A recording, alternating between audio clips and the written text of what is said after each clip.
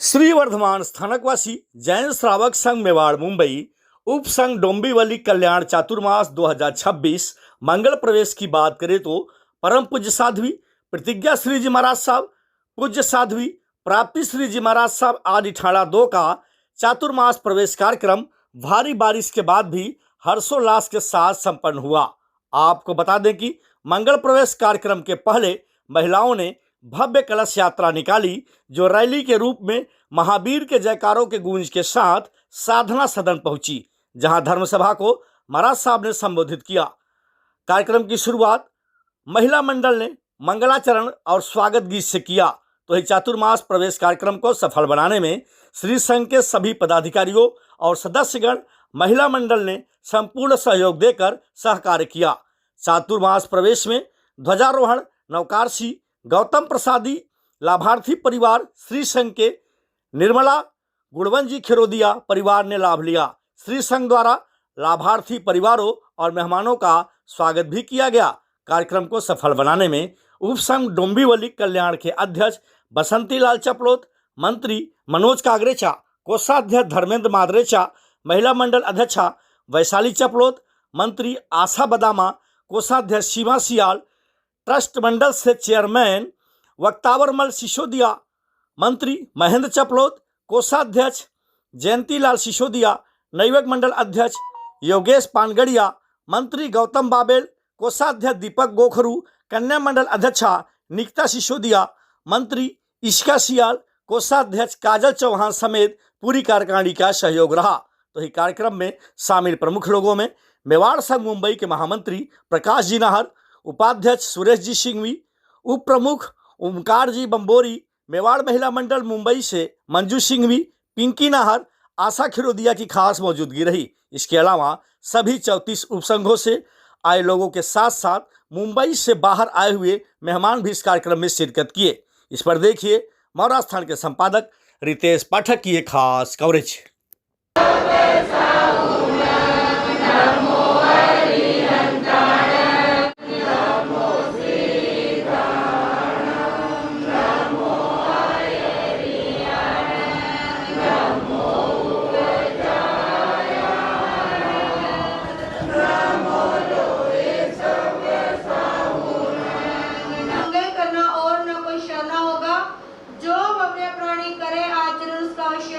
मंगल हो।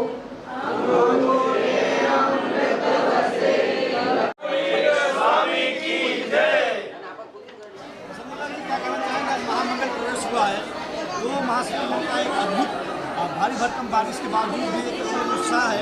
इस महामंगल प्रवेश को लेकर क्या कहना चाहेंगे? इस महामंगल प्रवेश के लिए मैं पहले तो मेरे सभी भाइयों को और संघ के सभी मेंबरों को और नवयुवकों को और महिला मंडल कन्या मंडल को बहुत बहुत धन्यवाद दूंगा। और उन्होंने जो प्रयास किया और उन्होंने इस भारी बरसात के अंदर भी सब ने सहयोग दिया और सब तरह से मेहनत की उन्होंने, उसके लिए भी मैं सबको साधुवाद, और साध्वी जी को भी बहुत बहुत धन्यवाद देंगे हम कि उन्होंने इतना हिम्मत रखी और बोला नहीं बारिश रुक जाएगी, और बारिश में भी उन्होंने प्लास्टिक लगा के भी हम लोग आए और लाइन से कतार से एकदम से व्यवस्थाएं उनको बराबर चलाया। और इस चातुर्मास के लिए हम बहुत कुछ प्रयास करेंगे और ये आध्यात्मिक चातुर्मास होगा, ऐतिहासिक नहीं कहने का, आध्यात्मिक चातुर्मास होगा, धर्म ध्यान होंगे। और साध्वी जी ने भी आज अच्छी तरह से हमको समझाया कि चातुर्मास में क्या होना चाहिए, कैसे होना चाहिए। अपन लोग बहुत से कुछ फोकटी बातें करने के लिए जाते हैं, ये अच्छी चीज़ें नहीं है। इसके लिए हमारे सभी भाइयों का प्रयास रहेगा कि हम अच्छे से जाएंगे स्थानक के अंदर और अच्छे भावनाओं के द्वारा और अच्छे से शिक्षा ग्रहण करने का प्रयास करेंगे। मैं सभी संघ के भाइयों को आह्वान करना चाहता हूं कि जो भी जाओ स्थानक के अंदर अच्छे से सीखने के लिए जाइए आप, बाकी तो कुछ मतलब नहीं है। और ये चातुर्मास इसके लिए हुआ कि भाई अपन कुछ जीवन में चेंजिंग लाए और प्रयास करेंगे हम भी कि हम हमारे जीवन में चेंजिंग लाएंगे और अच्छे से। और अभी को हार्दिक शुभकामना, धन्यवाद, जय जिनेंद्र। और हमारे पड़ोसी भी है और बचपन से हम 40 साल से एक दूसरे को जानते हैं। और मेरे एक फ़ोन पे इन्होंने जो हमारे संघ के अंदर धर्म लाभ लिया, ये जो बोलियाँ ली, उसके लिए मैं इनका हृदय से आभारी हूँ। और हमारे संघ वालों का भी मैं हृदय से आभारी हूँ, जिन्होंने अच्छी सी बोली लिखाई है और अच्छा सा अर्थ का विसर्जन किया है। उसके लिए मैं संघ वालों को भी बहुत बहुत धन्यवाद दूंगा और इस चातुर्मास को बहुत ऐतिहासिक बनाएंगे, यही मेरा प्रयास रहेगा। और सबको साधुवाद और गुणवंत जी को विशेष, जो ये बंदे को टाइम ही नहीं रहता है, इसके लिए मैं ये इन्होंने टाइम निकाला, आज आए हैं, उसके लिए इनको भी बहुत बहुत साधुवाद, धन्यवाद। इनके पूरे परिवार के लिए मेरी तरफ से हार्दिक शुभकामना, मंगल कामना।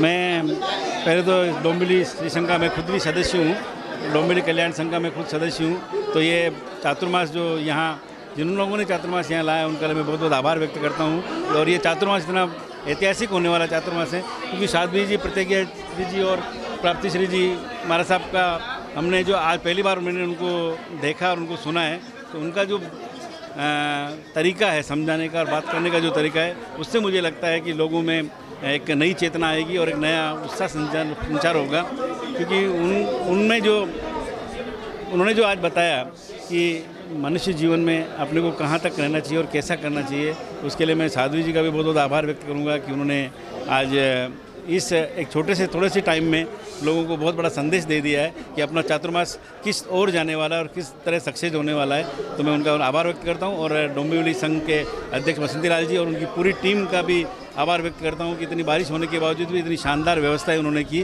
तो मैं चाहूँगा कि पूरा संघ उनका तहे दिल से स्वागत करे और सम्मान करे। Thank you. सादा जी को सफल बनाने में आप लोगों ने काफ़ी मेहनत किया, युवा शक्ति ने काफ़ी सहयोग किया। और डोंबिवली में जो वर्षा मास का जो 4 महीने का गंगा बहेगी, उसको लेकर क्या करना है, युवाओं के लिए क्या करना है? सबसे पहले तो बताना चाहूँगा, जैसे हमको चातुर्मास प्राप्त हो, जब से हमें पूरे नवेक मंडल में हमारे पास हर्षोल्लास है कि बहुत उत्साह है सब में कि आप चातुर्मास में माँ सती जी पधार रहे हैं तथा उनके आने से लेकर उनकी विहार सेवा लेकर अपना जैसे नगर प्रवेश हुआ, आज का प्रोग्राम हो, उसमें सब में हमारे नवेक मंडल ने बहुत सहयोग दिया। सब साथ में मिलके काम कर रहे हैं, सब में हर्षोल्लास है। और सभी से ये कहना चाहूँगा कि आप सभी पधारे, 4 महीने में जो ज्ञान प्राप्त करो और अपना मार्सा के आते रहो, दर्शन करते रहो। गुरु एक ही लाइन बोलना चाहूँगा, गुरु बिन ज्ञान नहीं और ज्ञान बिन अपना भक्त नहीं। इसके लिए जब तक आप आओगे नहीं, आपको मोक्ष की आपको ज्ञान नहीं मिलेगा। ज्ञान नहीं मिलेगा तो अपने को कैसा है कि अपने आगे क्या करना है, अपने लाइफ में क्या करना है। आजकल की लाइफ में जैसे अपन नवीक मतलब कैसा है कि नवी अपना सब मोबाइल में इसमें लाइफ में बिजी है, लेकिन इससे थोड़ा सा टाइम निकाल कर मैं सबसे कहना चाहूँगा कि यहाँ पे आओ, थोड़ा सा धर्म ध्यान करो, ताकि आगे वाली पीढ़ी को भी हम समझा सकें कि अपने को कौन से रास्ते जाना है। बस थैंक यू। संघ में महाराज साहब का मंगल प्रवेश हुआ, महिला मंडल की टीम ने बहुत मेहनत किया, तो महिलाओं के लिए क्या शुभकामनाएं? अच्छा, बैनर के पास इधर आ जाओ। चाहेंगे डोंबिवली संघ में मंगल प्रवेश हुआ, साध्वी प्राप्ति जी महाराज साहब, प्रतिज्ञा जी महाराज साहब का, तो डोंबिवली की महिलाओं ने भी बरसात के बावजूद भी काफ़ी मेहनत किया इस कार्यक्रम से सफल बनाने में। तो आप महिलाओं के लिए क्या कहना चाहेंगे? आप सभी को सादर जय जिनेंद्र। आज हमारे डोंबिवली कल्याण उपसंघ में चातुर्मास का मंगल प्रवेश हुआ। ये प्रवेश तभी हितकारी होता है, यह सक्सेस होता है जब महिलाओं का साथ रहता है। तो आज इस सक्सेस के लिए, ये चातुर्मास को अच्छा बनाने के लिए हमारी महिलाओं ने जोर शोर से हर कार्यक्रम को सक्सेस बनाने के लिए, किसी ने एक्ट में भाग लिया, किसी ने कुछ लिया, सामने से सभी के कॉल आ रहे हैं कि हमको क्या करना है, क्या नहीं करना है। तो अगर महिला चातुर्मास लाना श्री संघ का काम रहता है, लेकिन चातुर्मास को सक्सेस बनाना महिलाओं का काम रहता है। तो अगर महिलाएं साथ है तो चातुर्मास सक्सेस है। तो सभी को, महिलाओं को धन्यवाद देना चाहूँगी कि आगे भी आप लोगों का साथ मिलता रहे और चातुर्मास में धर्म आराधना होती रहे। और सुना है कि प्रतिज्ञा श्री जी और प्राप्ति श्री जी का प्रवचन बहुत ही मंगलकारी है और बहुत ही हितकारी है। तो 1-2 प्रवचन हमने सुने हैं, आपको भी कहना चाहेंगे कि आप भी पधारें और आप भी ज़रूर सुने। इसी भावनाओं के साथ जय जिनेंद्र, जय महावीर। जय जिनेंद्र। देश की आर्थिक नगरी मुंबई में आपका स्वागत है। महामंगल प्रवेश हुआ और खासकर बात करें यहाँ पर डोंबिवली उपसंघ की, तो बसंती लाल चक्र उनकी पूरी टीम ने भारी भरकम वर्षा ऋतु का आगमन हुआ, बारिश के बावजूद भी भारी संख्या में लोग आए यहाँ पे। तो क्या कहना चाहेंगे श्रावक साहिबाओं के लिए, यहाँ के वक्त? मैं डोंबिवली श्री संघ को सबसे पहले एक ही बात कहना चाहूँगी शॉर्ट में कि आप ये 4 महीने एकता के साथ में एक बात को लेकर, संघ को लेकर, चाहे वो महिला मंडल है, कन्या मंडल है, युवक मंडल है या स्त्री संघ है, सब चारों संघ एक साथ मिलके इस चातुर्मास को सफल बनाए। इस चातुर्मास को ऐतिहासिक नहीं बनाना है, आध्यात्मिक बनाना है, क्योंकि इतिहास उनका होता है जो युद्ध करते हैं और आध्यात्म उनका होता है जो धर्म करते हैं। तो हमें इन 4 महीनों को धर्म के साथ, ध्यान के साथ, जाप के साथ, मौन साधना के साथ में इन 4 महीनों को व्यतीत करना, अपने जीवन में परिवर्तन लाने का प्रयास करेंगे कि जो महावीर की वाणी है उस वाणी को ध्यान से सुनने का प्रयास करें और सुनने के बाद अपने जीवन में अमल करें, अपने जीवन में उतार कर आए। उसी से उनका जीवन सुंदर है, मंगलमय होगा। सबसे बड़ी बात है एकता। तो हमारे समाज में अगर एकता है, हमारे संघ में अगर एकता है, तो हम किसी भी चीज़ को क्या कर सकते हैं, जीत सकते हैं। और अगर हमारे संघ में या हमारे समाज में एकता नहीं है तो फिर हम छोटी सी छोटी चीज़ के आगे भी हार सकते हैं। तो सबसे पहले आप एकता को मुझे दिखाएंगे, एकता को आगे लेकर जाएंगे, एकता से आपके संघ का मान और सम्मान बढ़ेगा। बस मैं इतना ही कहना चाहूँगी, इन 4 महीनों में एक दूसरे का सहयोग करके आगे बढ़ेंगे और इस 4 महीनों को सफल बनाएंगे। साहब, एक आखिरी सवाल, जैसा कि आपको उपाधि मिली है मौन प्रिय, और मौन जी। तक सर्वोत्तम भाषण कहा जाता है जी। तो जीवन के लिए क्या सार्थक होता है मौन? कितना अपने मतलब मौन करने से सबसे पहले इंसान को आनंद में जीवन जीने की एक अनुभूति महसूस होती है कि जब इंसान संसार से थक जाता है या इंसान जब स्ट्रेस की तरफ बढ़ता है, तो अगर वो अपने जीवन में थोड़ी देर खुद को शांत करे तो वो स्ट्रेस से बाहर निकल सकता है। यानी कि हमें जो टेंशन होती है, हम डिप्रेशन की तरफ जा रहे हैं, अगर उसकी जगह हम मौन और साधना को यानी कि ध्यान को अपनाएं तो इससे बहुत फ़ायदे होते हैं। मौन से सबसे पहला फ़ायदा यही होता है कि हमारा स्वयं का नुकसान नहीं होता है, क्योंकि कई बार क्या होता है कि हमें गुस्सा आता है और गुस्से में हम कुछ इतना ऐसा कुछ बोल जाते हैं जिससे हमारा भी नुकसान होता है और हमारे जो परिहित होते हैं उनका भी नुकसान होता है। अगर गुस्से की जगह हम उस समय हमारे मौन को महत्व दें, हमारी जीवा को यानी कि अपने वचनों को महत्व दें, तो मौन को धारण करें, उससे अपना भी फ़ायदा है और सामने जो पब्लिक है उसका भी क्या होता है, फ़ायदा होता है। और मौन करने से हमारे जो भाषा के पुद्गल होते हैं वो क्या होते हैं, बचे रहते हैं। यानी कि जितना इंसान बोलता है उसकी भाषा के पुद्गल ख़त्म होते हैं और जितना इंसान मौन रहता है उसकी भाषा के पुद्गल यानी कि बचे रहते हैं। जैसा कई बार अपने देखने में आता है, सुनने में आता है, कई इंसान कोई काल कर रहा है, उसके प्राण जा रहे हैं, लेकिन वो उस समय हमें कुछ कहना चाह रहा है लेकिन वो कह नहीं पाता है, वो कुछ समझा रहा है लेकिन वो बोल नहीं पा रहा, उसकी जीवा नहीं उठ रही।